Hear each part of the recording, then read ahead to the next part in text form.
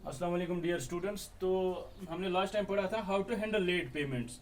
अगर late payments होंगी तो उनको हम कैसे हैंडल करेंगे। तो आज जो हम पढ़ेंगे टॉपिक है हमारा वो है guidelines for managing customers with overdue payment. जो हमारे कस्टमर्स है जो लेट पेमेंट करते हैं, जिनकी पेमेंट लेट हुई हो, तो उनके लिए गाइडलाइंस क्या है, उनके लिए हमें क्या करना है। तो सबसे पहला है हमारा इसमें क्या करना है, हमें सेंड जेंटल रिमाइंडर्स। हमें उनको जेंटल रिमाइंडर्स देने हैं। जेंटल रिमाइंडर्स कैसे दे देंगे हम? Make sure the tone of your reminders is gentle and easy on the client.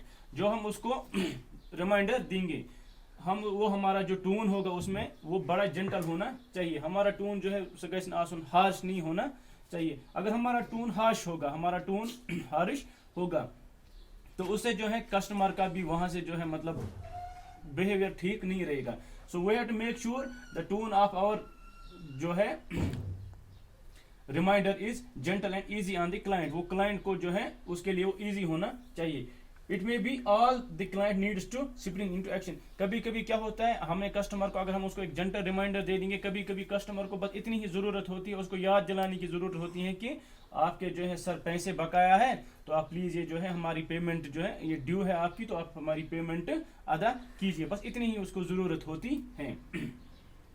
दूसरा क्या होगा इसमें, if the tone is harsh and intimidating you might end up losing a client who could turn out to have most lucrative account around. अब अगर हमारा tone जो है वो हार्श होगा, अगर हमारा टोन हार्श होगा, अगर जो कस्टमर जिसकी पेमेंट ओवर ड्यू थी हम उसके साथ बड़ा रूडली करेंगे या हार्श टोन में उसके साथ बात करेंगे, तो या रिमाइंडर दे देंगे उसको, तो उससे क्या होगा, मतलब 99.9% चांसेस ये है कि वो क्लाइंट जो है हम उसको लूज करेंगे। वो क्लाइंट जो है, वो कस्टमर जो है हमारे पास दोबारा नहीं आएगा। वो ऐसा कस्टमर भी हो सकता है who could have the most lucrative account around. ये वो कस्टमर भी हो सकता है जो हमारे साथ बहुत काम करता है, हमारे साथ जो है मतलब बहुत सारी मतलब उसके साथ जो है हमारा लेन देन होता। लेकिन जब हमारा टोन उसके साथ ठीक नहीं हुआ, तो देयर आर चांसेस कि वो कस्टमर जो है वो क्या हो जाए, हम उसको लूज करें। एंड ये भी हो सकता है अगर हम कस्टमर के साथ मतलब ये रूडली बात करेंगे, हमारा टोन हार्श होगा, तो वहां पे ये भी चांसेस हैं कि वो जो पेमेंट है हमारी, वो जो है वहां पे हम पेमेंट भी लूज कर सकते हैं। फिर तीसरा है, if the client does not respond to the first reminder.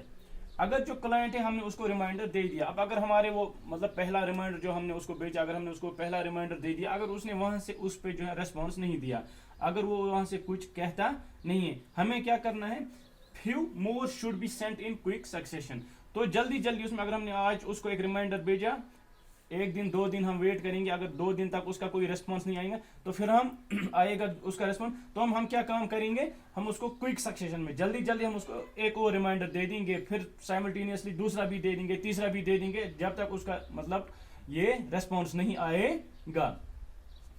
चौथा पॉइंट इसमें एडवांस पेमेंट। ये बहुत ही एक अहम पॉइंट है। एडवांस पेमेंट क्या है? Get your clients to make advance lump sum payment. जो हमारा कस्टमर है, हम कोशिश करें कि उससे हम एडवांस पेमेंट ले। हम अपने कस्टमर जब वो कोई चीज लेता है, जब वो हमसे प्रोडक्ट्स लेता है, we should try to make sure कि हम उससे जो है एडवांस पेमेंट ले। If a client has already paid a certain percentage of the debit, अगर जो एक कस्टमर है, अगर उसने काम किया, अगर उसने एडवांस में ही जो है कुछ पेमेंट की है, फॉर एग्जांपल कस्टमर ने हमसे 1000 रुपए का चीज लिया, अगर उसने 500 पे किए, 400 पे किए, ये पे किए, तो जो 500 या 600 उसके बकायत रहते, तो उनको पे करने में उस कस्टमर को क्या होगा, उतनी दिक्कत नहीं होगी एज कम्पेयर टू अगर उसका पूरा 1000 का 1000 होगा, तो उसको थोड़ा मतलब वो मुश्किल लगता है फिर पे करना। अगर हम उससे लंप सम पेमेंट मीन सम पेमेंट हम उससे उसी वक्त रिसीव करेंगे, से 1000 में से 400 हमने ले लिए, 500 ले लिए, उससे क्या होगा, उसको भी आसानी होगी पे करने में। He will not face any difficulty in paying the reminder of the remaining of the account. ठीक है, तो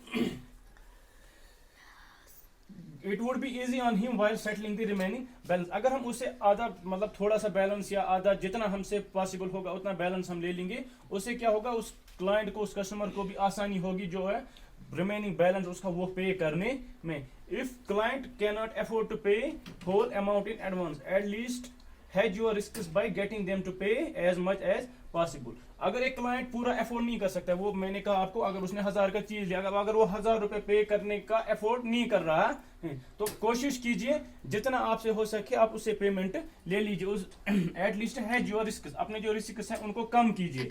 किन रिस्क को कि कल को वो पेमेंट लेट करे या कल को वो पेमेंट ना करे, उन रिस्क को कम करने के लिए क्या करें, मेक हिम टू पे एज मच एज पॉसिबल। जितना हमसे हो जाएगा पॉसिबल हम उतना पैसा उस कस्टमर से उस वक्त ले लेंगे, सो दैट हमारे रिस्क जो है वो कम हो जाएंगे। उसके बाद है 5वां, place a follow up call. अब अगर हमने उसको मेल्स भेजे थे, रिमाइंडर्स दिए थे, अब अगर वो उस सब से जो है उसका कोई रेस्पॉन्स नहीं आएगा, फिर हम क्या काम करेंगे, place a follow up call. Reminders के बाद हम उसको एक कॉल करेंगे। जब हम उसको एक फोन कॉल करेंगे, उससे क्या होगा, talking to the client on the phone makes them understand the importance of settling their accounts as soon as possible. जब हम एक क्लाइंट के साथ फोन पे बात करते हैं, उससे उसको थोड़ा ज्यादा मतलब आसानी से समझ आता है एज कम्पेयर टू मेल्स। उससे ज्यादा उसको समझ आता है कि अपने जो अकाउंट है उनको सेटल करने की क्या इंपॉर्टेंस है, क्यों इतनी मतलब जरूरी है उनके जो अकाउंट्स हैं उनको सेटल करने के लिए। हम उसको वहां पे बता सकते हैं हमारी मजबूरियां भी हैं, और you are also able to listen and understand why client may be having difficulty in settling the account। और हमें ये भी वहां पता चलेगा कि कस्टमर जो पेमेंट लेट कर रहा है, एक कस्टमर जो फेल हो रहा है पेमेंट करने में, रेस्पेक्ट ऑफ कि हमने उसको रिमाइंडर्स दे दिए, फॉलो अप रिमाइंडर्स दे दिए, अब मतलब इतने सबके बावजूद भी कस्टमर फेल हो रहा है continuously to make the payment. तो जब हम उससे बात करेंगे फोन कॉल पे, वहां पे हमें ये पता चल जाएगा why it is so, why the customer is failing continuously to make the payment. वहां पे हमें जो है ये सब पता चल जाएगा। तो आज के लिए इतना काफी है, इंशाल्लाह आगे इसको हम कल कंटिन्यू करेंगे। Thank you very much.